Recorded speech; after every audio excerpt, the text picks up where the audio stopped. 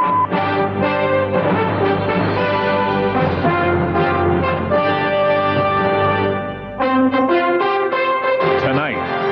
mission to Moscow. James Baker tries to find out who's minding the missiles.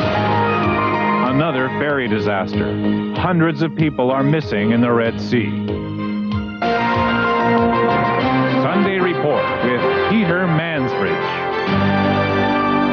Good evening. Call it high-wire diplomacy. The American Secretary of State in Moscow tonight. For James Baker, a very delicate situation. Baker is taking a first-hand look at what's left of the former superpower, trying to sort out last week's political turmoil, the rapid chain of events that saw 8 of the Soviet Union's 12 republics join in a new Commonwealth of independent states. Baker will meet with Mikhail Gorbachev tomorrow. But first, he'll be meeting with the unofficial leader of the new Commonwealth, Boris Yeltsin, an indication of just how much the Soviet Union has changed. Here's our Moscow correspondent, Don Murray. The American Secretary of State stepped off his plane into a very confused constitutional situation. The disintegration of the Soviet Union poses delicate questions for the world's one remaining superpower. The principal concern is over nuclear arms.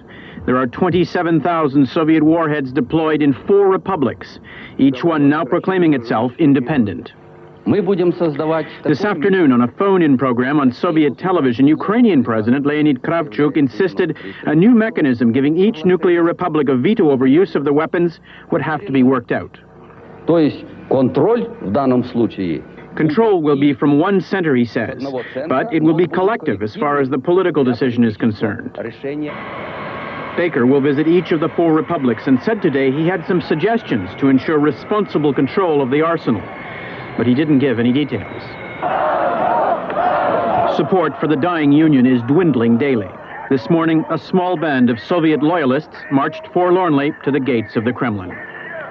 Equally forlorn is the man inside, Mikhail Gorbachev. He insists he still has a transitional role to play, and he's attacked Baker for saying the Union, as the world knew it, no longer exists.